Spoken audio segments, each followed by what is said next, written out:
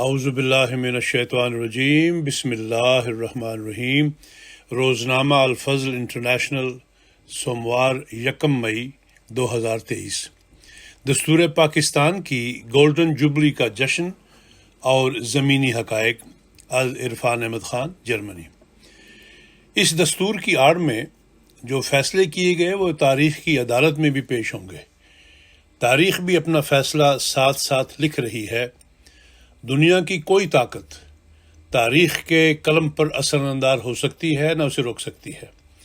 معاملہ جب تاریخ کے سپرد ہو جائے تو پھر فیصلے کا حق بھی تاریخ ہی کے پاس ہوتا ہے۔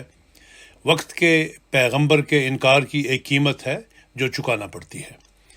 پاکستان کا موجودہ آئین 10 اپریل 1973 کو اس وقت کی قومی اسمبلی نے متفقہ طور پر منظور کیا تھا، اور امسال 10 اپریل کو اسلام آباد میں اس دستور کی گولڈن جوبلی کا جشن بڑے اہتمام سے منایا گیا۔ اسلام آباد کے ڈی چوک میں یادگار دستور تعمیر کی جائے گی، جس کا 10 اپریل کو سنگ بنیاد رکھ دیا گیا۔ پارلیمنٹ ہاؤس میں قومی آئینی کنونشن منعقد ہوا، جس میں ممتاز قانون دان اور یونیورسٹیز کے وائس چانسلر صاحبان بھی موجود تھے۔ اس قومی آئینی کنونشن میں تمام ریاستی اداروں پر زور دیا گیا کہ وہ 1973 کے آئین پر مکمل عمل درآمد کریں۔ 10 اپریل 1973 کو جب یہ دستور منظور کیا گیا تو 4 اکائیوں پر مشتمل ملک میں متفقہ آئین کی منظوری کو ہر اکائی میں موجود تمام طبقات نے سراہا اور اسے ایک بہت بڑی کامیابی قرار دیا تھا۔ شاید اس کی ایک وجہ یہ بھی تھی کہ آزادی حاصل کرنے کے بعد جو 2 آئین ملک میں رائج ہوئے وہ ملک میں سیاسی استحکام اور قومی اتحاد پیدا کرنے میں کامیاب نہیں رہے تھے۔ کہا یہ جاتا ہے کہ دستور قوم کی تمناؤں کا آئینہ دار ہوتا ہے اور اس کی سوچ اور فکر کی عکاسی کرتا ہے۔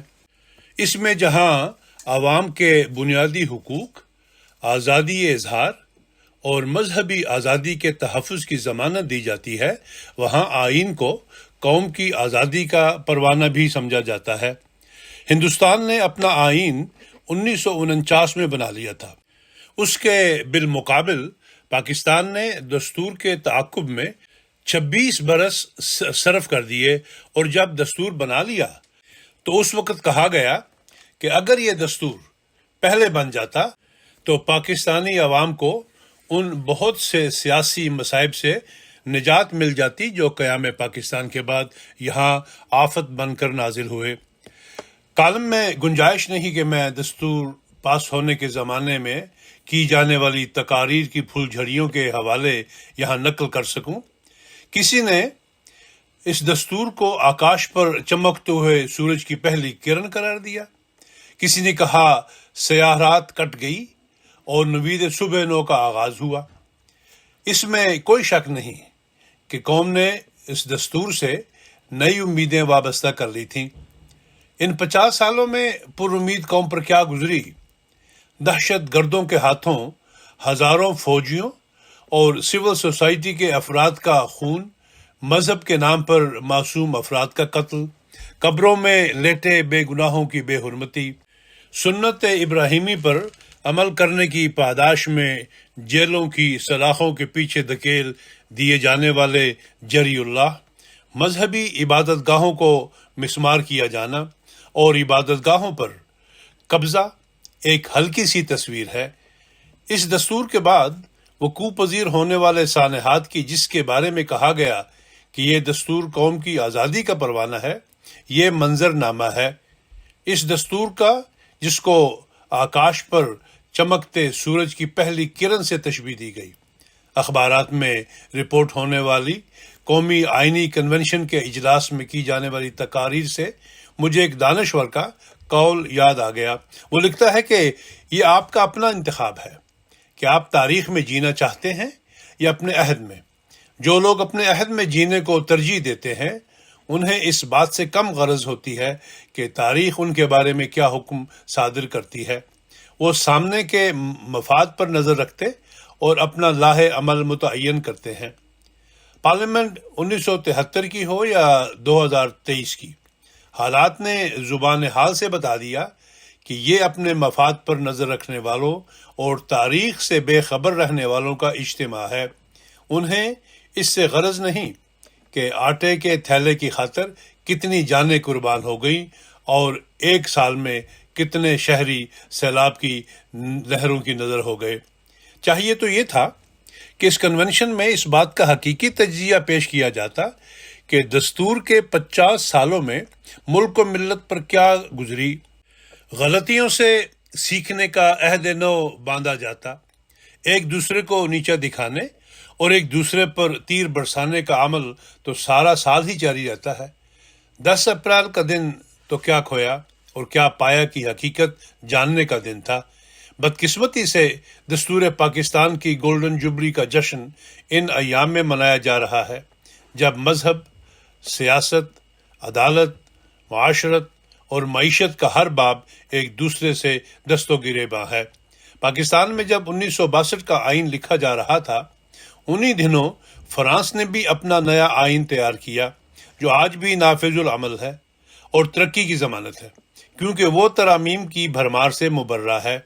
ہم نے 1962 کے آئین کو ذاتی مفاد کی خاطر بیک جنبش قلم مسترد کر دیا اور جس نئے آئین کی نوید قوم کو دی، اس میں ذاتی اغراض و مفادات کی خاطر ترامیم کر کے اس کا ایسا حلیہ بگاڑا کہ نہ دین کے رہے نہ دنیا کے۔ ملک میں 70 سے زائد انتہا پسند مذہبی تنظیموں پر پابندی ہے۔ محرم کا مہینہ آئے تو سینکڑوں علماء کے ایک دوسرے صوبہ میں داخلہ پر پابندی لگ جاتی ہے۔ 6 ماہ سے IMF کے آگے ایڑیاں رگڑ رہے ہیں، کوئی پیش نہیں جا رہی۔ اس دستور نے ہمیں کیا دیا؟ اس کا خلاصہ سپریم کورٹ آف پاکستان کے محترم سینئر جج نے اپنے خطاب کے ایک فقرہ میں بیان کر دیا ہے کہ ہم اتنی دشمن سے نفرت نہیں کرتے جتنی ایک دوسرے سے کرتے ہیں۔ یہ نفرت ایک دن میں پروان نہیں چڑھی۔ اس نفرت کی بنیاد دستور کے بانی ذوالفقار علی بھٹو کی طرف سے کی جانے والی ترمیم نے مہیا کی اور اس کو ضیاء الحق کی طرف سے کی جانے والی شخصی ترامیم نے پروان چڑھایا۔ جن ارکان پارلیمنٹ نے ضیاء الحق کی طرف سے کی جانے والی شخصی ترامیم کو آئین کا حصہ بنایا، وہ ان نفرتوں کو پھیلانے میں برابر کے حصہ دار ہیں جن کی نشاندہی سپریم کورٹ کے فاضل جج کی طرف سے کی گئی ہے۔ اس دستور کی آڑ میں جو فیصلے کیے گئے وہ تاریخ کی عدالت میں بھی پیش ہوں گے۔ تاریخ بھی اپنا فیصلہ ساتھ ساتھ لکھ رہی ہے۔ دنیا کی کوئی طاقت تاریخ کے قلم پر اثر انداز ہو سکتی ہے، نہ اسے روک سکتی ہے۔ معاملہ جب تاریخ کے سپرد ہو جائے تو پھر فیصلے کا حق بھی تاریخ ہی کے پاس ہوتا ہے۔ وقت کے فرستادہ کے انکار کی ایک قیمت ہے جو چکانا پڑتی ہے۔